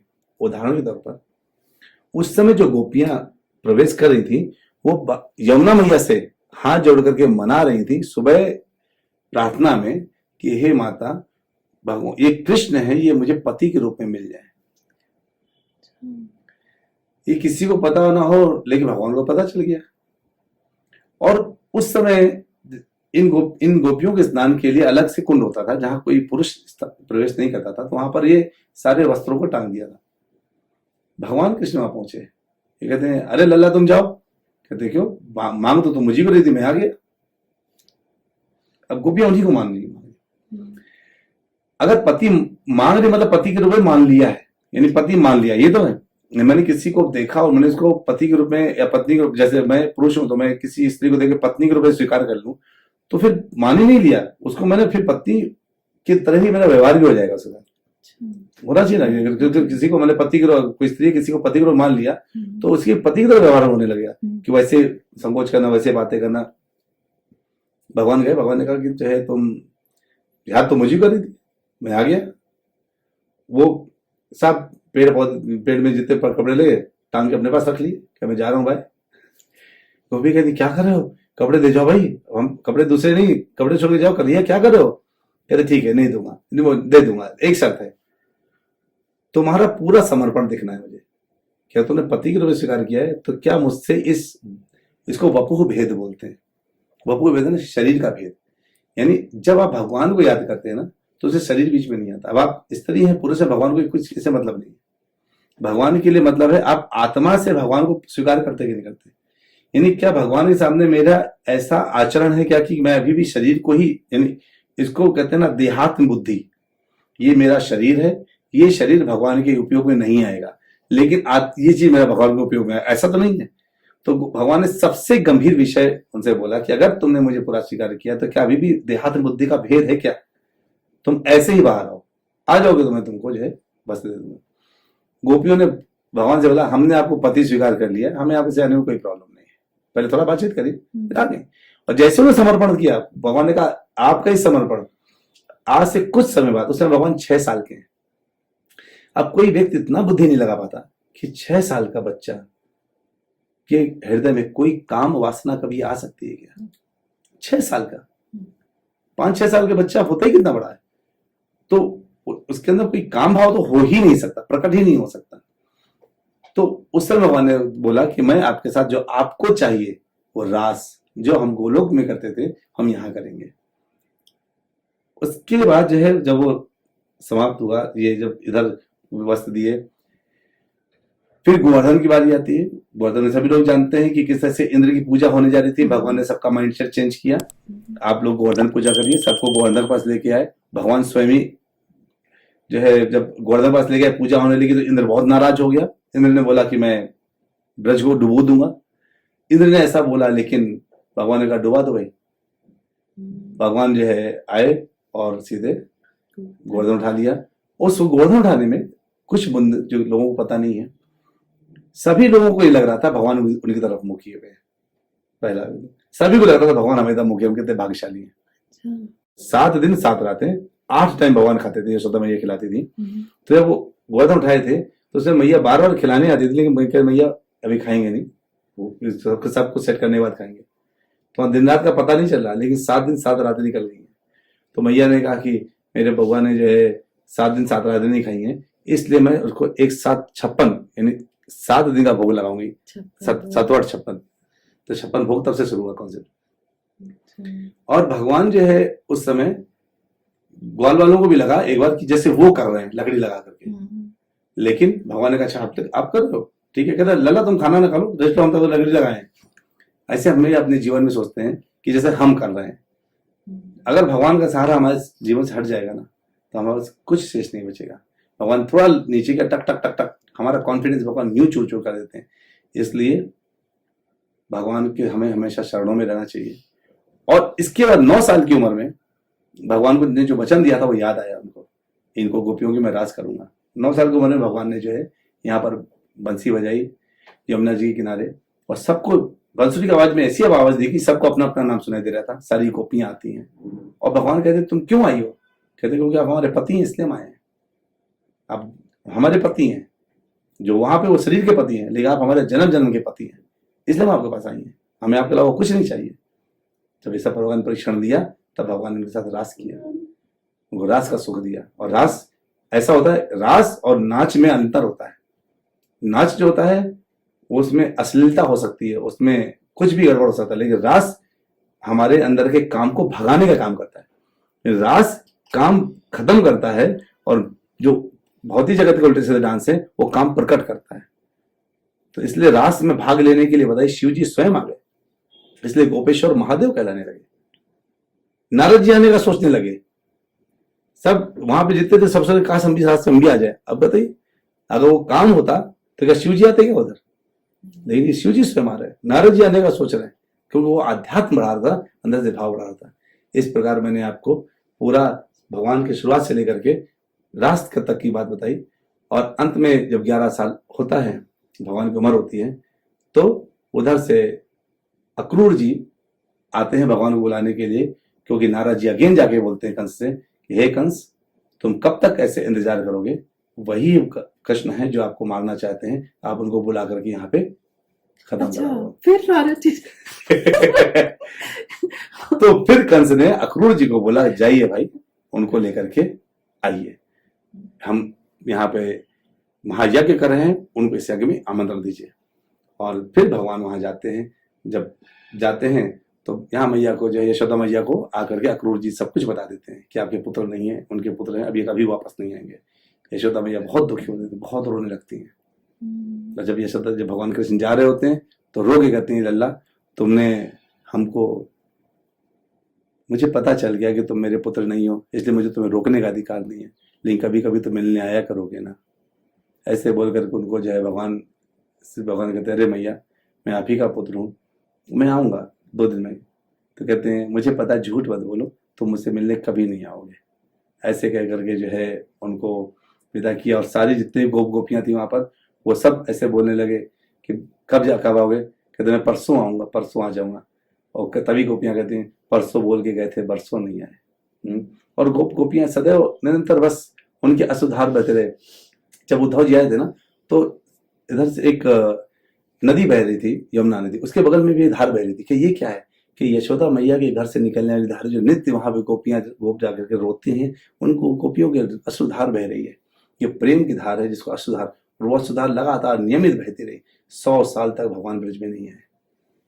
और उसके बाद सीधे जब आए तो सबसे बोला कि अपने अपने धाम जाइए। इस तरह से भगवान ने पूरा ये जन्म से लेकर के मैं आता समझा। छोटे से सेशन में बहुत कुछ नहीं हो सकता, लेकिन मुझे उम्मीद है कि जितना हमने चर्चा किया सभी को बड़ा फलदायी होगा। बहुत नई नई चीजों में ही हमने प्रकाश डालने का प्रयास किया कि सारा कुछ नया। बस मेरा एक क्वेश्चन, हमने इतना कुछ बात किया, बस राधा रानी के विषय में ना बहुत लोगों को बहुत डाउट रहता है। तो राधा रानी है कौन? लक्ष्मी जी हैं, या जैसे आपने कहा गोलोक से ही कृष्ण आए हैं, तो वहां जो राधा रानी रहती है वही आई होंगी, तो है कौन एक्चुअली राधा रानी? बहुत अच्छा प्रश्न है आपका। राधा रानी महालक्ष्मी है, यानी राधा रानी से जितनी गोपियां निकली ना, राधा रानी से ही लक्ष्मी निकली है। तो सारी गोपियों को लक्ष्मी बोलते हैं, यहाँ सारी गोपियां ही लक्ष्मी है। तो जो लक्ष्मी स्वरूपा है ना, वो राधा रानी है। तो राधा रानी फिर जब यहाँ आए तो कहते हैं कि राधा पूर्ण शक्ति, कृष्ण पूर्ण शक्तिमान, 2 वस्तु भेद नहीं, शास्त्रेर प्रमाण। भगवान कृष्ण पुरुष है और पुरुष की शक्ति राधा रानी है। यानी मुझ में और मेरी शक्ति में क्या अंतर है? अगर मेरी शक्ति एक स्वरूप ले ले, क्योंकि मुझे पता है मुझे आनंद देने वाली, मुझे बाहर की दुनिया की कोई चीज मुझे आनंद नहीं दे सकती, तो मेरी शक्ति को ही एक स्वरूप दे दिया, उसका नाम राधा है। तो राधा कृष्ण इसलिए अलग नहीं, एक ही है, 2 वस्तु भेद नहीं। शास्त्र कहता है इन दोनों में कोई अंतर ही नहीं है। अगर कोई ये कह दे कि राधा भगवान कृष्ण की फीमेल स्वरूप है, यानी स्त्री स्वरूप है, स्त्री रूप भगवान का राधा है, तो वो भी गलत नहीं है, क्योंकि भगवान स्वयं ही राधा रानी है, भगवान स्वयं ही कृष्ण है। तो राधा रानी और कृष्ण, भगवान को केवल भगवान अपने आप को, चूंकि भगवान को आनंद कोई दूसरा चीज दे नहीं सकती, भगवान आत्मा राम कहलाते हैं, स्वयं को आनंद देने वाले।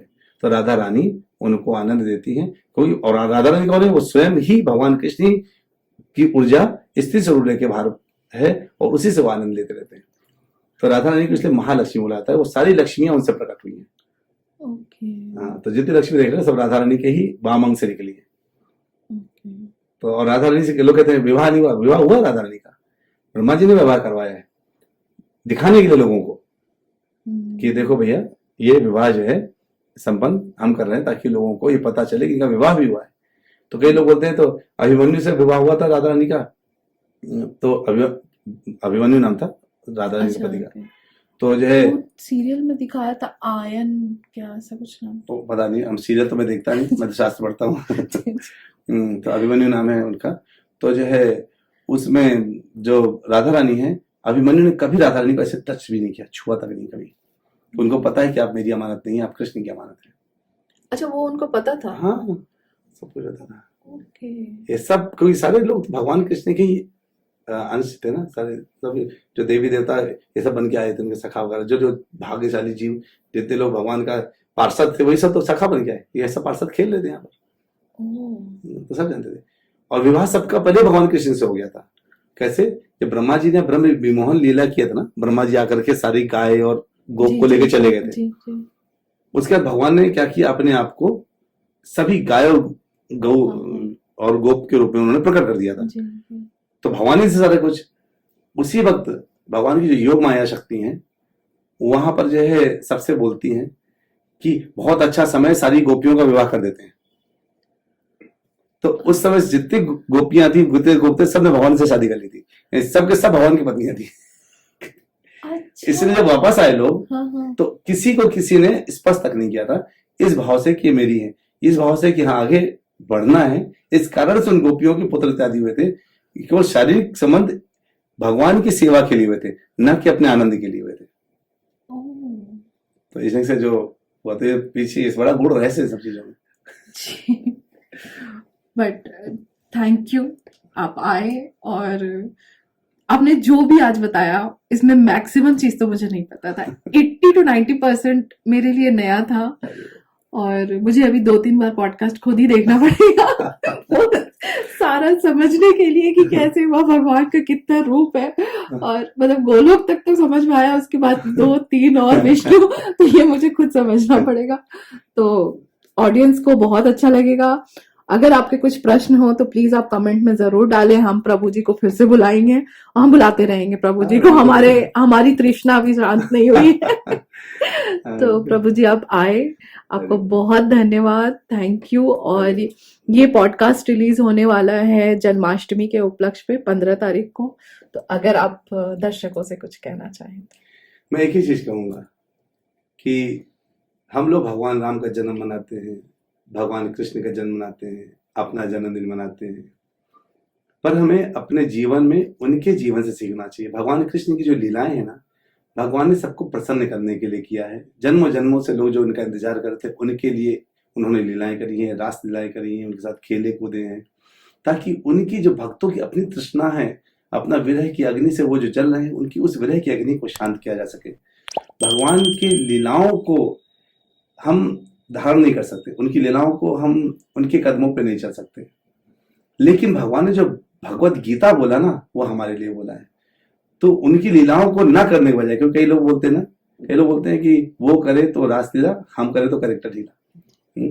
वो जो करते हैं, वो जो रास लीला है ना, वो भगवान काम को खत्म करने के लिए किया उन्होंने। लेकिन जो हम करते हैं ना, वो सच में कैरेक्टर ढीला वाला काम करते हैं। हमें भगवान की भक्ति में ध्यान देना चाहिए, भगवान के बोले गए शब्दों में ध्यान देना चाहिए। तो इस जन्माष्टमी को हमको ये प्रण लेना चाहिए कि भगवान आपके द्वारा बोली गई भगवत गीता हम पूरा पढ़ेंगे, अच्छी जगह से सुनेंगे और उसको आत्मसात करेंगे, ताकि हम जीवन में आध्यात्मिक जगत में आगे बढ़ सके। हरे कृष्ण। हरे कृष्ण। हरे बोल। हरे कृष्ण।